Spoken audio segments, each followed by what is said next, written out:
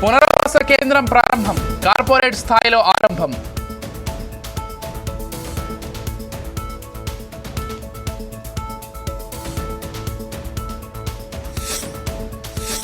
ముందు జాగ్రత్తలు లేమి, రెండు ప్రభుత్వాలే కారణం.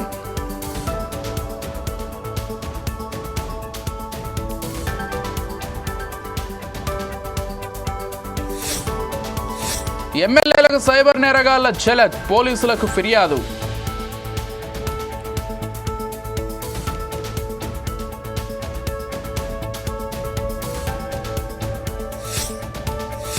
బొత్సపై ఫిర్యాదు, మనోభావాలు దెబ్బతీశాయని వ్యాఖ్య.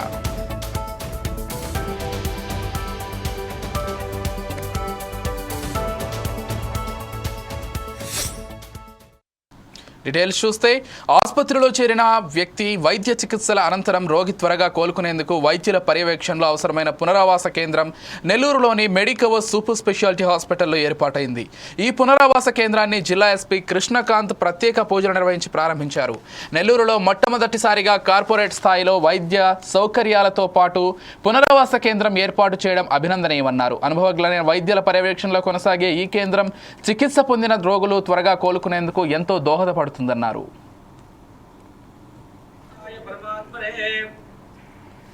రిహాబిలిటేషన్ వార్డ్ ఒకటి ఈరోజు ఓపెన్ చేయడం జరిగింది. First of all congratulations for Medicover management అందరికీ. దీంట్లో మెయిన్ అడ్వాంటేజ్ ఏంటంటే ఈ రిహాబిలిటేషన్ వార్డ్లో ఇన్ హౌస్ రిహాబిలిటేషన్ వార్డ్. యూజువల్గా రిహాబిలిటేషన్ వార్డ్స్ మనకు విత్ ఇన్ హాస్పిటల్ లేకుండా బయట ఉంటాయి. బట్ ఫస్ట్ టైం నెల్లూరు సిటీలో మనకు రిహాబిలిటేషన్ వార్డ్ని మనకు హాస్పిటల్స్లోనే మనం పెట్టడం జరిగింది. యూజువల్గా ఏంటంటే మనకు పోస్ట్ సర్జరీ తర్వాత చాలా కేరింగ్ అవసరం ఉంటుంది మనకు, ఎస్పెషల్లీ పేషెంట్స్కి. సో ఎస్పెషల్లీ మేజర్ పోస్ట్ సర్జరీలో ఏంటంటే ఈ ఇన్ఫెక్షన్స్ రావడానికి ఛాన్సెస్ ఉంటాయి. దాని తర్వాత ఈ నీ ఆపరేషన్స్ కానీ కొన్ని మొబిలిటీ రిలేటెడ్ సర్జరీ చేసినప్పుడు ఏంటంటే కంటిన్యూస్గా ఫిజియోథెరపీ, మొబిలిటీ ఫంక్షన్ కోసం మనం చేయాల్సి ఉంటుంది. At the same time speech థెరపీకి సంబంధించి కూడా ఈ రిహాబిలిటేషన్ వార్డులో వాళ్ళకి ఫెసిలిటీ ప్రొవైడ్ చేస్తున్నారు. దట్ అఫోర్డబుల్ ప్రైస్లో ఇక్కడ మనకు ప్రొవైడ్ చేస్తున్నారు. ఓన్లీ మెడికల్ హాస్పిటల్కి సంబంధించిన పేషెంట్సే కాకపోతున్నట్టుగా బయట ఏదైనా సర్జరీ జరిగిన పేషెంట్స్కి కూడా ఇక్కడ వాళ్ళు అడ్మిషన్స్ కూడా తీసుకోవడం జరుగుతుంది. ఇన్సూరెన్స్ క్లెయిమ్ కూడా వాళ్ళు దీంట్లో ప్రొవైడ్ చేస్తున్నారు. ఎస్పెషల్లీ మెయిన్ అడ్వాంటేజ్ అంటే మనకు ఎస్పెషల్లీ ఓల్డ్ ఏజ్ వాళ్ళకి, యూజువల్గా బెడ్ రిడన్ ఉన్న వాళ్ళకి ఏంటంటే మనకు హౌసెస్లో ఎస్పెషల్లీ స్పెషల్గా ఎవరైనా టెక్నీషియన్స్ వీళ్ళు అవైలబిలిటీ ఉండాలి మనకు, నర్సింగ్ సంబంధించి కానీ. సో ఇలాన్నిటి కూడా ఇక్కడ మనకు ప్రొవైడ్ చేసి వాళ్ళకి తొందరగా రికవర్ అయ్యేటట్లుగా చేయడం కోసం అని చెప్పేసి ఫస్ట్ టైం మెడికల్ హాస్పిటల్ వాళ్ళు ఈ రిహాబిలిటేషన్ వార్డ్ని ఓపెన్ చేయడం జరిగింది. నెల్లూరు ఆధ్వర్యంలో union bank of India mega MSME out reach activity Nellore టౌన్లో చేయడం జరుగుతుంది. దీంట్లో భాగంగా ఎంటర్ప్రెన్యూర్స్, ఎంఎస్ఎంఈ సెక్టర్కి సంబంధించిన ఎంటర్ప్రెన్యూర్స్, అదర్ సెక్టర్స్ వాళ్ళంతా కూడా మేము ఇన్వైట్ చేయడం జరిగింది. అలాగే గవర్నమెంట్ ఆఫ్ ఇండియా నుంచి అనౌన్స్ చేసిన ఎంఎస్ఎంఈ రిలేటెడ్ స్కీమ్స్, అలాగే యూనియన్ బ్యాంక్ ఆఫ్ ఇండియా నుంచి ఉన్న ఎంఎస్ఎంఈ స్కీమ్స్ అన్నిటి మీద కూడా ఈ ప్రోగ్రాంలో అవగాహన కల్పించడం జరిగింది. Union bank of India one of the leading public sector bank in the country. And మన డిసెంబర్ 31, 2024 కాలానికి సంబంధించి టోటల్ 21.66 లక్షల కోట్లు total business union bank of India చేస్తున్నది. దీంట్లో ఆల్మోస్ట్ డిపాజిట్స్ 12.17 లక్షల కోట్లు రిజిస్టర్ చేయడం జరిగింది. అలాగే పబ్లిక్ బ్యాంక్ నుంచి శాంక్షన్ చేసిన లోన్స్ అండ్ అడ్వాన్సెస్ 9.49 లక్షల కోట్లు శాంక్షన్ చేయడం జరిగింది. అలాగే యూనియన్ బ్యాంక్ ఆఫ్ ఇండియా 8,574 బ్రాంచ్ల ద్వారా త్రూ అవుట్ ఇండియాలో కస్టమర్స్కి సర్వీసెస్. ఎస్ఎల్బీసీ ఛానల్ ప్రమాద ఘటనకు నాటి బీఆర్ఎస్ ప్రభుత్వం, నేటి కాంగ్రెస్ ప్రభుత్వ వైఫల్యాలే కారణమని సిపిఎం కేంద్ర కమిటీ సభ్యుడు తమ్మినేని వీరభద్రం అన్నారు. నల్గొండ జిల్లా మిర్యాలగూడలో మీడియాతో మాట్లాడారు. ఎస్ఎల్టీసీ కన్నెల్లో ప్రమాదం సంభవించడం దురదృష్టకరమన్నారు. ఇది ప్రకృతి వైపరీత్యం కాదని, పాలకుల వైఫల్యమని విమర్శించారు. ముందస్తు జాగ్రత్త చర్యలు తీసుకుంటే ప్రమాదం జరిగి ఉండేది కాదని అభిప్రాయపడ్డారు. నాటి బీఆర్ఎస్ ప్రభుత్వం పనులు పూర్తి చేసి ఉంటే పరిస్థితి దాపురించేది కాదన్నారు. కాంగ్రెస్ ప్రభుత్వం చేపడుతున్న సహాయక చర్యలు చేతులు కాలేక ఆకులు పట్టుకున్న చందంగా ఉన్నాయని విమర్శించారు. ఇప్పటికైనా పరస్పర ఆరోపణలు మానుకొని ప్రమాదాల పట్ల అప్రమత్తంగా ఉంటూ సొరంగ మార్గాన్ని పూర్తి చేయాలని సూచించారు. వాళ్ళు విచారణ చేసి చెప్తా ఉంటున్నారు. పొలిటికల్ కారణం స్పష్టం. దాంట్లో బీఆర్ఎస్ ప్రభుత్వం 10 ఏళ్ళు వచ్చింది, ఇప్పుడు 7 సంవత్సరం వచ్చింది. ఈ ఎవ్వరు కూడా దాన్ని పూర్తి చేయాలని పట్టుదల ప్రదర్శించట్లేదు. వాస్తవంగా ఇది కేసీఆర్ చెప్పాడు మొదటి ఎన్నికల్లోనే, మేము గెలిస్తే కుర్చీ వేసుకొని కూర్చొని అది అంటే ఎస్ఎల్బీ సొరంగాన్ని అంతా పూర్తి చేస్తున్నాం.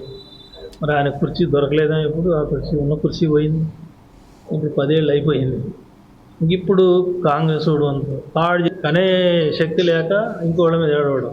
ఇప్పుడు ఆ బీఆర్ఎస్ అప్పుల వల్లనే మేమంతా ఏం చేయలేకపోయాం అనేది చెప్పడానికి ఒక చాలా అయిపోయింది. ప్రమాదం జరిగింది. కనీసం చనిపోయారా ఉన్నారా తెలుసుకోలేకపోతున్నారు. చనిపోతే బయటకు సవాల్ తీయలేకపోతున్నారు. ఇంతకంటే హీనస్థితి ఇంకోటి ఉండదు. గవర్నమెంట్ 11 రోజులు అయిపోతుంది. అందుకని వెంటనే దీనికి కారణం ఏంటంటే పొలిటికల్ ఇంట్రెస్ట్ లేకపోవడం. మళ్ళీ మాట్లాడతారు ఒక్కొక్కళ్ళు విషయాన్ని తప్పించడానికి, డైవర్షన్ చేయడానికి పాలిటిక్స్. హరీష్ రావు దుబాయ్లో ఉన్నాడు, విందులు చేసుకుంటున్నాడు, ఆయన ఏం బిగుతున్నాడు అని ఈయన మాట. కానీ హరీష్ రావు అట్లా తప్పుడు ఓడనో లేదా మంచిగా లేడనో శ్రద్ధ తీసుకోలేదని ఓడించారు జనం. అయిపోయింది. మంచి చేసినో చెడు చేసినో టీఆర్ఎస్ ఓడించారు. మళ్ళీ ఆయన వచ్చి రక్షించమంటాడా ఇక్కడ ఉండి దుబాయ్ పోకుండా? ఆయన ఏమంటాడు, నీ పెళ్ళి పోయినోని పట్టుకునేట్టు మాట్లాడతారా? సైబర్ నేరాలు అంతకంతకు పెరుగుతున్నాయి. నేరగాళ్లకు సామాన్యుడా పొలిటీషియనా తేడా లేదు. ఒక నేరంలో ఇరికించి బ్లాక్మెయిల్కి పాల్పడి బెదిరించి డబ్బులు దండుకోవడమే పని. ఈ ఘటనతో ఎమ్మెల్యేకు సైబర్ నేరగాళ్లు న్యూడ్ కాల్ చేశారు. నకర్కేల్ ఎమ్మెల్యే వేముల వీరేశంకు న్యూడ్ కాల్ చేసి క్షణాల పాటు దాన్ని స్క్రీన్ రికార్డ్ చేసి ఆయనకే పంపి డబ్బులు డిమాండ్ చేశారు. ఆయన స్పందించకపోవడంతో ఆ వీడియోను మరికొందరు కాంగ్రెస్ నేతల అభిమానులకు పంపారు. దీంతో నిందితులను గుర్తించి కఠిన చర్యలు తీసుకోవాలని పోలీసులకు ఎమ్మెల్యే ఫిర్యాదు చేశారు.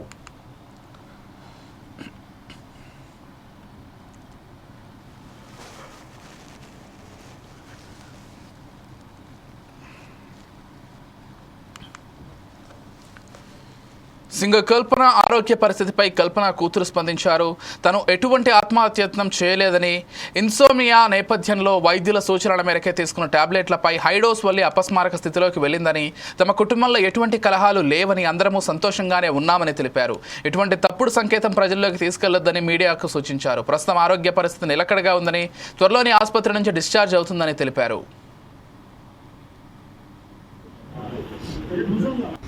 Mama, she's a singer, she's doing her LLB and also doing her PhD. So, Danwalla, she has insomnia. So, to treat her insomnia, doctor had prescribed her a tablet and she had consumed that in an overdose. Like, she had overdosed slightly. This is not a suicide attempt. It's just a slight overdose because of stress, in like general life stress. Please do not manipulate any information. Our family is perfectly fine. My mom and dad are very much happy. I am happy. Everybody is perfectly fine in my family. Please manipulate cheyyudu. Everything is perfect. And my mom, she'll be back in a few days. So thank you, that's all I have to say. This is not a suicide attempt. This is just a slight overdose from an insomnia tablet prescribed by the doctor. Uttarandhra teachers ఎమ్మెల్సీగా విజయం సాధించిన గాదే శ్రీనివాసులు నాయుడు ముఖ్యమంత్రి చంద్రబాబు నాయుడును మర్యాదపూర్వకంగా కలిసి తన విజయానికి అన్ని విధాలా సహకరించినందుకు ధన్యవాదాలు తెలిపారు. ఉపాధ్యాయ సమస్యలను పరిష్కరించడంతో పాటు వారిని అన్ని వేళలా గౌరవిస్తామని ముఖ్యమంత్రి అన్నారు. టీచర్ల సమస్యల పరిష్కారానికి మంత్రి నారా లోకేష్ విశేషంగా కృషి చేస్తున్నారని, ప్రభుత్వ పాలసీల రూపకల్పన విషయంలో ఉపాధ్యాయ సంఘాలతో చర్చించాకే నిర్ణయాలు తీసుకుంటున్నామని సీఎం అన్నారు. పాఠశాలల్లో మౌలిక సదుపాయాల కల్పన, నాణ్యమైన బోధనకు అవసరమైన చర్యలు తీసుకుంటున్నామని సీఎం హామీ ఇచ్చారని తెలిపారు.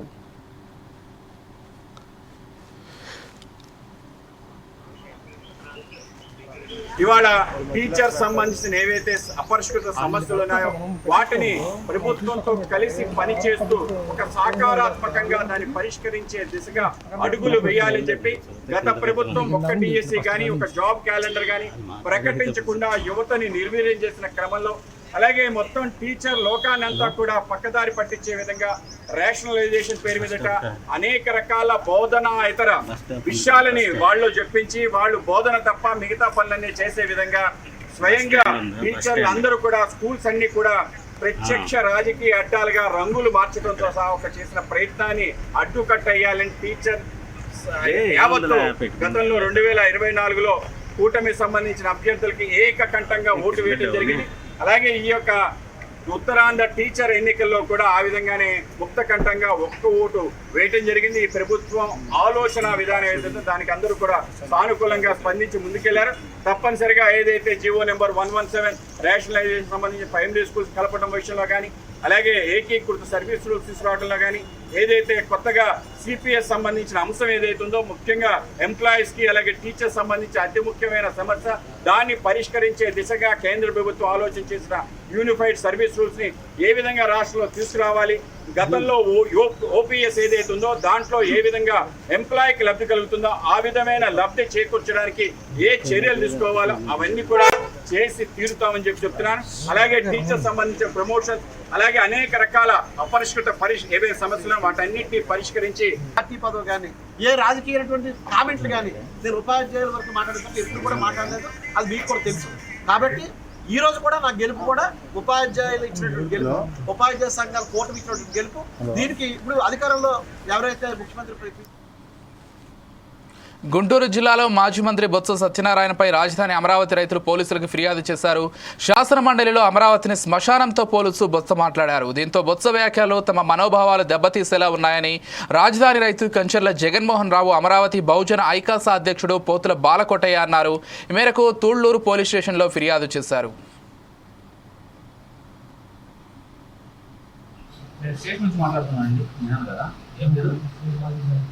ఈ దేశాన్ని అగౌరవపరిస్తే ఎలాంటి తప్పు, ఒక రాష్ట్రాన్ని అగౌరవపరిస్తే ఎలాంటి తప్పు, ప్రజా రాజధాని అమరావతిని అగౌరవపరిచినా కూడా అంతే తప్పు. వైఎస్ఆర్సీపీ కాంగ్రెస్ పార్టీ మాజీ మంత్రివర్యులు, వైఎస్ఆర్ కాంగ్రెస్ పార్టీ నాయకులు బొత్స సత్యనారాయణ గారు వయసు మీద పడ్డా కూడా బుద్ధి మార్చుకోకుండా నిన్న కూడా శాసన మండలిలో అమరావతి శ్మశానం అని చెప్పి మాట్లాడటం, నేను అదే మాటకి కట్టుబడి ఉన్నానని అంటం అనేది ఒక దుర్మార్గమైన చర్యగా, అమరావతి ప్రాంత ప్రజల మనోభావాలని, అమరావతి నేల తల్లిని కించబరిచే చర్యగా.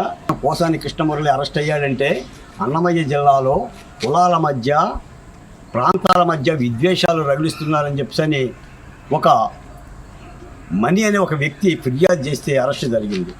ఈ రోజున అమరావతి మీద కమ్మలు అన్నారు, పనికిరాని వాళ్ళు అన్నారు, భూములు పనికిరావన్నారు, అసలు వాళ్ళు మనుషులే కాదన్నారు, జంతువులు అన్నారు. ఇంతంత దుర్మార్గమైన ఇటువంటి వ్యాఖ్యలకి కట్టడి చేయాల్సిన అవసరం కూటమి ప్రభుత్వం మీద ఉంది.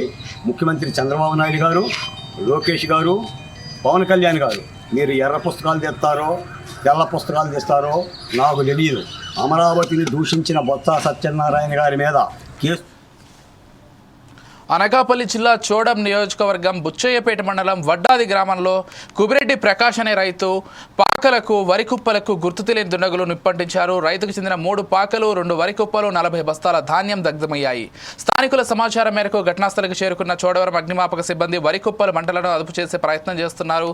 సుమారు 3 లక్షల వరకు ఆస్తి నష్టం సంభవించి ఉంటుందని అంచనా వేశారు. ఇది రాత్రి అంతా అయిపోయింది. అక్కడ పశువులు కాలిపోయి, ఎడ్లు బండ్లు కాలిపోయి సుమారు 7-8 లక్షల వరకు ఆస్తి నష్టం అయిపోయిందండి.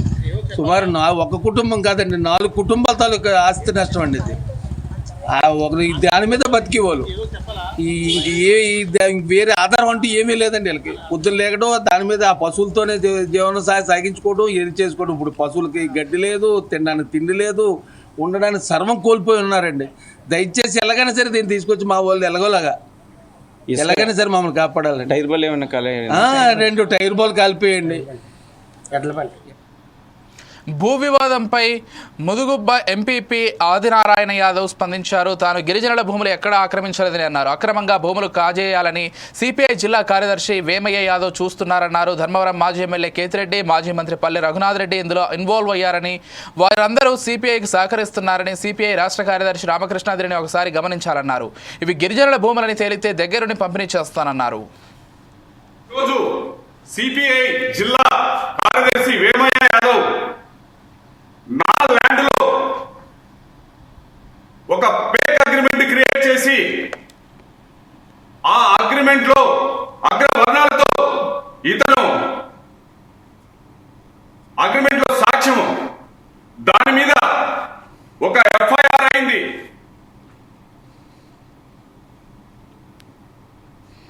రెండు 2018లో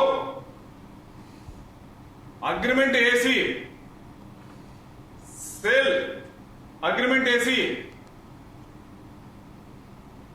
ఈ సేల్ అగ్రిమెంట్ కు సంబంధించి మొత్తం నా భూమిని కాజేయాలనే ఉద్దేశంతో వేసి దీని మీద కోర్టుకు పోవడము, ఇంజక్షన్ ఆర్డర్ తీసుకురావడం.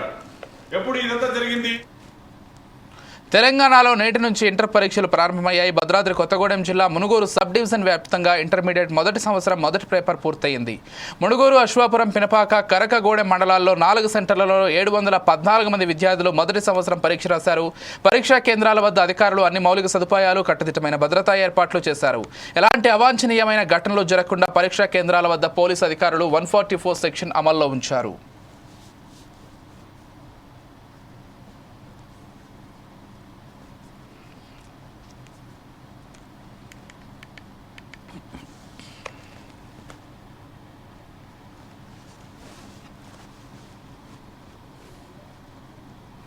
కులగణనపై తీర్మానం వలన ఘాటుగా స్పందించారు. కులగణన చేసే సమయంలో సీఎంకు సూచనలు ఇచ్చామని తెలిపారు.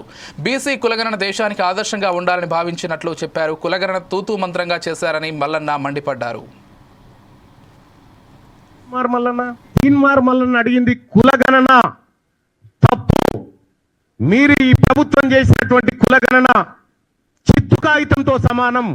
ఇది ఎందుకు పనికిరాదు, ఇది బీసీలను ప్రజలను మోసం చేస్తున్నటువంటి నివేదిక అని చెప్పి ఆడే విధంగా ఉండాలి. దీని ఒక పండుగ వాతావరణంలో చేయాలనేటువంటి మాట చెప్పడం జరిగింది. నిజంగా కులగణన సక్సెస్ చేయాలనేటువంటి ఆలోచన గనక రాష్ట్ర ప్రభుత్వానికి, అందులో ఉన్న అగ్రవర్ణాలకు నిజంగా ఉంటే కులగణన ప్రారంభోత్సవమే వేడుకలాగా జరిగి ముఖ్యమంత్రి గారు ఆయన ఇంట్లో, మంత్రులు వాళ్ళ ఇళ్లలో, ఎమ్మెల్యేలు కాంగ్రెస్ పార్టీ నాయకులంతా ఎవరింట్లో వాళ్ళు మొదటి రోజు చేసుకొని సమాజానికి ఆదర్శంగా చూపించేటోళ్ళు. గతంలో 2014లో కేసీఆర్ గారు సర్వే చేసినప్పుడు పోనీ చేసిండ్రేదో మీరే చెప్తిరి ఆదర్శవంతమైన సర్వే ఎప్పుడైతే 100% చేసి 100% లెక్కల్లో పక్కాగా ఎవరి వాటా ఏందో తేల్చి సర్వే బయటకు వస్తే అది ఆదర్శవంతమైంది అంటారు. మీరు చేసినటువంటి సర్వే ఆదర్శవంతమైన సర్వే కాదు. అది అగ్రవర్ణాలను ఎక్కువ చూపించి అనగారిన వర్గాలను తొక్కి పెట్టడానికి మీరు ఉపయోగించుకున్నటువంటి సర్వే. అడిగింది ఏంది తీన్మార్ మల్లన్న అడిగింది కులగణన తప్పు. మీరు ఈ ప్రభుత్వం చేసినటువంటి కులగణన చిత్తు కాగితంతో సమానం. ఎమ్మెల్సీ అభ్యర్థిగా జనసేన నేత నాగబాబు పేరు ఖరారైంది. ఎమ్మెల్యే కోట అభ్యర్థిగా ఆయన పేరును జనసేన అధినేత పవన్ ఖరారు చేశారు. నామినేషన్ వేయాలని నాగబాబుకు ఆయన సమాచారం ఇచ్చారు.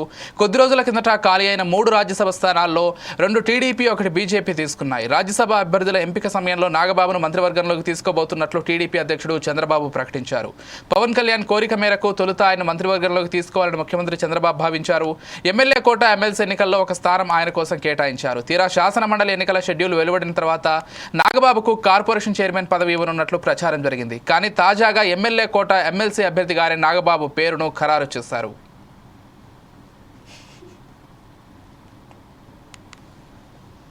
వైఎస్ జగన్మోహన్ రెడ్డి తాడేపల్లిలోని కేంద్ర కార్యాలయంలో మీడియా సమావేశం నిర్వహించారు. కూటమి ప్రభుత్వం స్పీకర్ వ్యాఖ్యలపై ఆయన స్పందించారు. అసెంబ్లీలో ప్రతిపక్షం చెబుతున్న మాటలు వినడం లేదని అన్నారు. అందుకే మీడియా ముందుకు వచ్చామని తెలిపారు. చంద్రబాబు నాయుడు ప్రభుత్వం 2 బడ్జెట్లు ప్రవేశపెట్టిందని చెప్పారు. సూపర్ 6, 143 హామీల కోసం అరాకొరా కేటాయింపులు చేశారని అన్నారు. అన్ని రకాలుగా మోసం చేసిన తీరు తేటతెల్లంగా కనిపిస్తోందని చెప్పుకొచ్చారు. 4వ తారీఖున గవర్నర్ గారి స్పీచ్, అదే రకంగా 28వ తారీఖున ప్రవేశపెట్టిన బడ్జెట్, వీటి అన్ని విషయాల మీద సుదీర్ఘంగా అసెంబ్లీలో ఎలాగూ ప్రతిపక్షం చెప్తా ఉన్న మాటలు ఎలాగూ వినే పరిస్థితి, అసెంబ్లీ నుంచి ప్రజలకు తెలిపే పరిస్థితి లేని 2 బడ్జెట్లు తను ప్రవేశపెట్టినట్టు అయింది. ఈ 2 బడ్జెట్లు చంద్రబాబు నాయుడు గారివి గమనించినట్లయితే బాగా ప్రస్ఫుటంగా కూడా కనిపించేటి ఏమిటి అని అంటే, చంద్రబాబు గారు అన్ని రకాలుగా ప్రజలను మోసం చేసిన తీరు తేటతెల్లంగా కనిపిస్తుంది. ఎన్నికలకు ముందేమో బాబు షూరిటీ, భవిష్యత్ గ్యారంటీ, ఎన్నికలు అయిపోయిన తర్వాత మాత్రం బాబు షూరిటీ, మోసం గ్యారంటీ అన్న పద్ధతిలోనే ఆయన పాలన సాగుతూ ఉంది. బడ్జెట్ స్పీచ్ అంతా కూడా చూస్తే, బడ్జెట్ కానీ గవర్నర్ ప్రసంగం కానీ ఏది చూసినా కానీ కనిపించేది ఒకటే. గవర్నర్ ప్రసంగంలో వీళ్ళు రిప్లై ఇచ్చేటప్పుడు కానీ, బడ్జెట్ స్పీచ్లో కానీ, ఎక్కడ చూసినా కానీ మనకు కనిపించేటివి రెండు కనిపిస్తాయి. ఒకటి పరనింద, రెండు ఆత్మస్తుతి. ఈ రెండు మాత్రం బాగా ప్రస్ఫుటంగా కనిపిస్తాయి.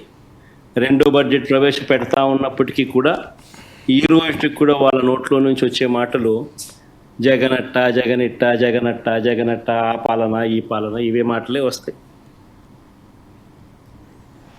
కానీ ఎన్నికలప్పుడు వాళ్ళు ఇచ్చిన మాటల విషయం ఏమిటి, ఎన్నికలప్పుడు వాళ్ళు ఇచ్చిన హామీల విషయానికి ఏమిటి, వాటికి 5వ రోజు బడ్జెట్ సమావేశాలు ఉదయం 9 గంటలకు ప్రారంభమయ్యాయి. ఈ మేరకు సభ ప్రారంభంలోనే ప్రతిపక్ష హోదా కోసం మాజీ సీఎం జగన్ రాసిన లేఖను, అందులోని అంశాలను బహిర్గతం చేయాలని మంత్రి ఫరూక్ స్పీకర్ అయ్యన్న పాత్రుడిని కోరారు. ఈ మేరకు స్పీకర్ సభలో జగన్ రాసిన లేఖలోని అంశాలు సభలో ప్రస్తావించారు. ఈ సందర్భంగా ఆయన మాట్లాడుతూ జూన్ 24, 2024న మాజీ సీఎం జగన్మోహన్ రెడ్డి తనకు లేఖ రాశారని సభలో ప్రస్తావించారు. ఈ సందర్భంగా ఆయన మాట్లాడుతూ ఆయన రాసిన లేఖలో అభియోగాలు, ప్రేలాపనలు, బెదిరింపులు చేశారని ఆరోపించారు.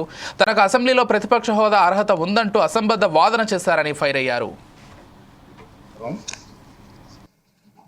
మీ అందరికీ తెలుసు, ఈ 16వ శాసనసభలో సభ్యులైనటువంటి జగన్మోహన్ రెడ్డి గారు 24/6/2024 తేదీన నాకు ఒక లేఖ రాశారండి. ఆ లేఖలో అంతా చూస్తే అభియోగాలు, ప్రేలాపనలు, బెదిరింపులమయం, అంతకంటే ఏమీ లేదు. దానికి తోడు తనకు ప్రతిపక్ష నాయకుడి హోదా అర్హత ఉందంటూ అసంబద్ధ వాదన చేస్తున్నారు. ఉన్నదో లేదో అని నిర్ధారించే దశలోనే ఉంది. ఇంకా పిటిషన్ చేసే అర్హత ఉందా లేదా మీకు అని చెప్పి ఆ దశలోనే ఇంకా ఉంది. ఈ పిటిషన్లో వైఎస్ జగన్మోహన్ రెడ్డి గారు స్పీకర్ను, శాసన వ్యవహారాల మంత్రిని ప్రతివాదులుగా చేర్చినప్పటికీ ఆ ఇద్దరిని మినహాయించాలని గౌరవ అడ్వకేట్ జనరల్ గారు చేసిన సూచనతో గౌరవ న్యాయస్థానం ఏకీభవించింది. ఇవే బులెటిన్ అప్డేట్స్. ఒకసారి హెడ్లైన్స్ మరోసారి చూద్దాం.